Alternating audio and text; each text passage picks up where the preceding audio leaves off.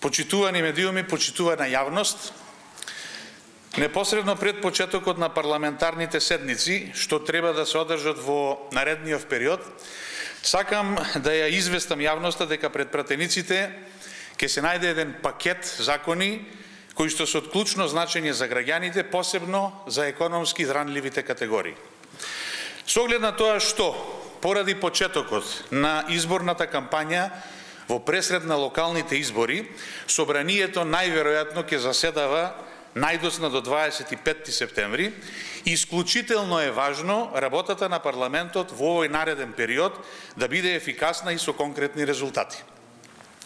Искуството што го имавме со седницата разрешување на поранешниот јавен обвинител не обврзува да бидеме внимателни и предпазливи, бидејќи можно е да очекуваме нови блокади, но ја користам оваа прилика да апелирам до опозицијата за конструктивност од нејзина страна, бидејќи во овој случај исклучиво можеме да зборуваме за интереси на граѓаните пред партиските интереси. Пакетот закони за кои што ќе дебатираме во овој нареден период, всушност ги опфаќаат социјално загрозените лица. Работниците кои примаат минимална плата, стечајните работници, ги опфаќаат сите оние граѓани кои очекуваат повторно воведување на ефтина дневна и викенд тарифа на струјата, кои очекуваат укинување на радиодифузната такса и така натаму. Од тие причини, очекувам дека за овие проекти поддршка ќе дадат не само пратениците од парламентарното мнозинство, туку и пратениците од опозицијските ВМРО, ДПМНЕ и БЕСА.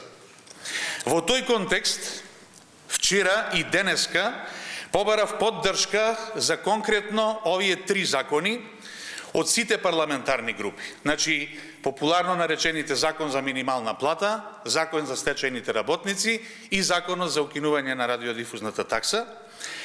Побарав да ги донесеме во скратена постапка како предлог од група пратеници, односно да бидам поконкретен како предлог од координаторите на пратеничките групи. Во тек е очекувањето на поддршката опозицијата, инаку, ако ја добиеме до крајот денеска на работното време, така ќе ги поднесеме со нивна поддршка, ако не, тоа ќе ги поднесеме како координатори на пратеничките групи од парламентарното мнозинство. И очекувам овој пат дека интересот на граѓаните ќе биде пред партискиот интерес. Меѓутоа, сепак, доколку се случи блокада на собранието од страна на опозицијата, конкретно ВМРО ДПМНЕ, тогаш јавноста мора да знае дека со евентуалното блокирање на предлог законот за минимална плата ќе се оневозможи, прво, усогласување на минималната плата на вработените во текстилната индустрија, индустријата за производство на кожа, кои што изминативе години беа обесправени и земале плата пониска дури и од утврдената минимална плата. И второ, ќе се оневозможи покачување на минималната плата во вредност од 12.000 денари нето. Со евентуално блокирање на предлог законот за материјално обезбедување на невработените лица поради приватизација на предпријатијата со доминантна собственост на државата, ќе се оневозможи материјално да се обезбедат повеќе од 3500 стечајни работници, односно лица на кои им престанал работниот однос по основ на стечај, ликвидација или технолошки вишок во периодот од 1995 година заклучно со 30 јуни 2017 година, значи оваа година. Овде станува збор за популарно, наречениот закон за стечајни работници, со кое секое невработено лице, кое најмалку 15 години било во работен однос во предпријатие со доминантна државна собственост и кое во денот на влегување на сила на овој закон е на возраст од најмалку 52 години за жени и 55 години за мажи, да се стекне со правото на паричен надомест во висина од 7596 денари месечно. Во пакетот закони, што ќе се најдат пред пратениците во наредните 3 седмици, е и регулативата за укинување на радиодифузната такса. Знаете дека владата веќе донесе одлука, меѓутоа неопходно е да се извршат измени во законот за аудио и аудиовизуелни медиумски услуги, А оваа мерка буквално се однесува на секое семејство во државата. Со оглед на тоа што овој предлог закон беше предложен од страна на опозицијата минатата година, тоест од страна на Социјалдемократскиот сојуз на Македонија и тогаш здружената опозиција, и со оглед на фактот дека пратениците од ВМРО ДПМНЕ го препиша ова законско решение и минатиот месец го понудија како сопствено законско решение, меѓутоа го предложија пред да бидат обезбедени средства со ребалансот на буџетот. Затоа очекуваме дека сега ќе го поддржат и дека заедно, едногласно ќе ги усвоиме овие законски измени. Оваа мерка, заедно со мерката за враќање на ефтината дневна и викенд тарифа на струјата, всушност ќе представува помош за буџетот кај сите граѓани во нашата држава. И уште еднаш да повторам, дека за сите овие законски решенија со кои им се помага на граѓаните, ќе биде побарана поддршка од сите пратеници, вклучително и од опозицијата. Граѓаните и нивните интереси треба да не обединуваат во овој законодавен дом, бидејќи ние сме овде поради нив, односно сите заедно сме тука заради интересите на граѓаните. Останува на нас, како парламентарни групи, но и како пратеници, поединечно да одлучиме како ќе действуваме. Во интерес на секој поединец на општество или во интерес на само неколкумина од нечие партиско раководство, кои со години наназад се испостави дека не само што не се грижеле, туку целосно ги запоставува интересите и потребите на граѓаните. Ви благодарам, повелете ако имате прашања.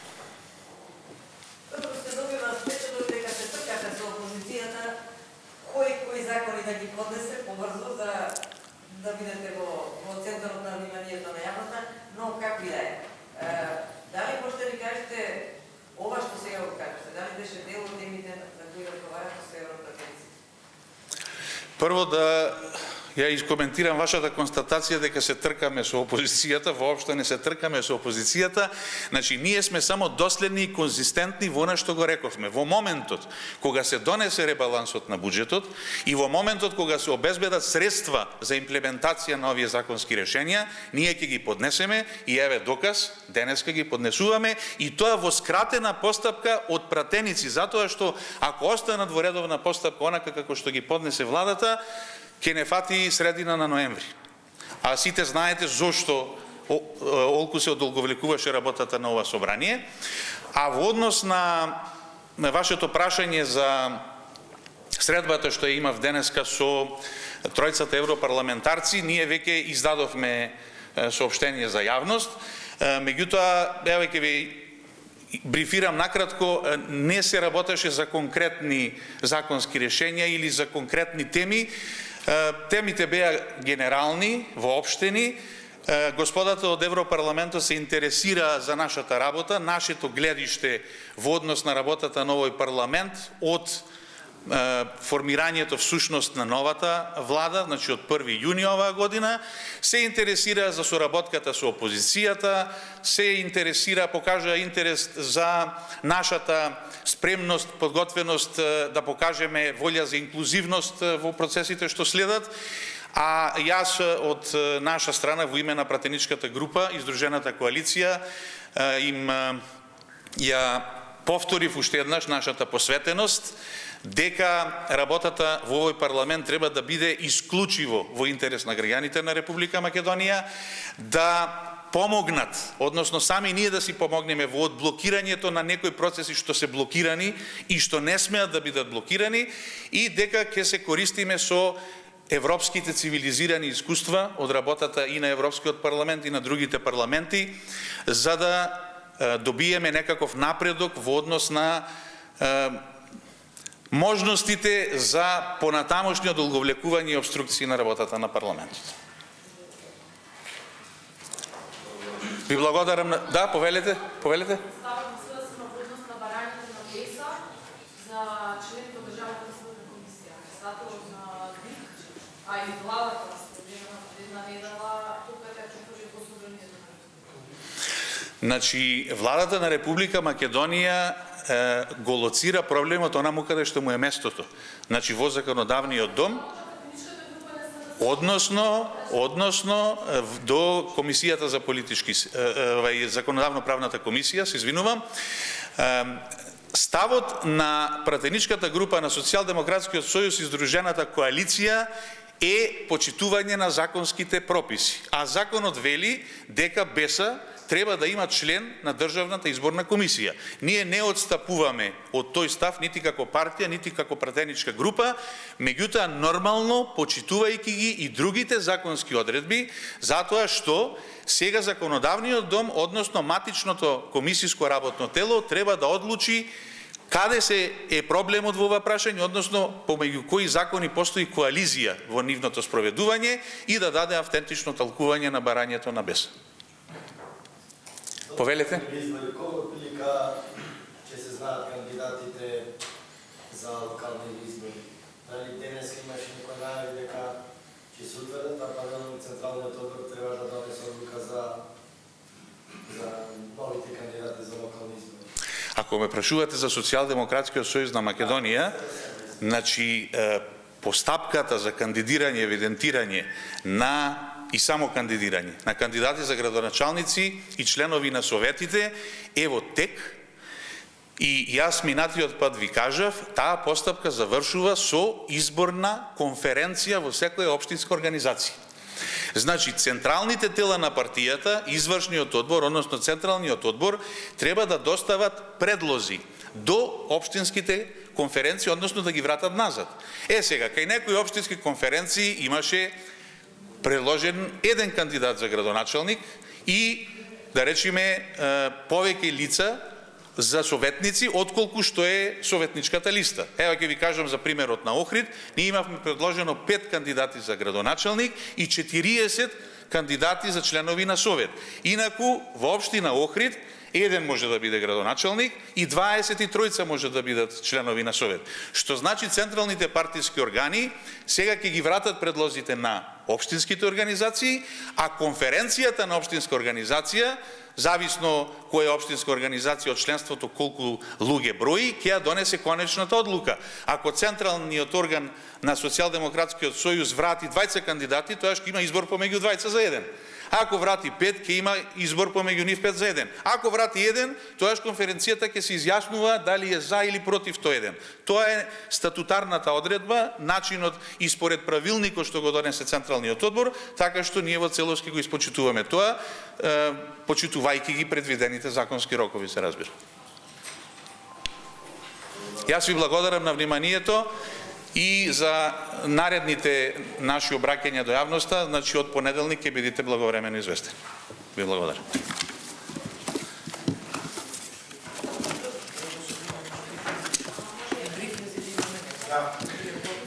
Ние планиравме брифинг, да.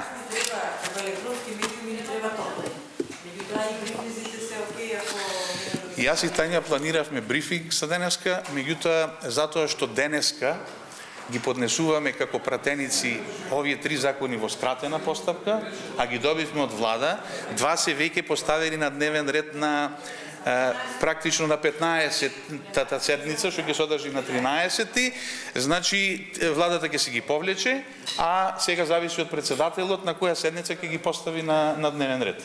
И заради тоа сметавме дека е денеска подобро да се обратиме со пресконференција. Може и понеделник, да. Може и понеделник. Плюс и дневниот ред, вие знаете, дневниот ред прво се објавува она што е пристигнато и после како ќе пристигне така се дополнува. Така што имав денеска едно прашање претходно дали ќе биде последна точка, да речеме, објавување на одлука за распишување конкурс за државен јавен обвинител, не мора да значи дека ќе е последна, може да биде и погоре, значи тоа зависи од утврдувањето на дневниот ред, тоа во понеделник ќе го видиме.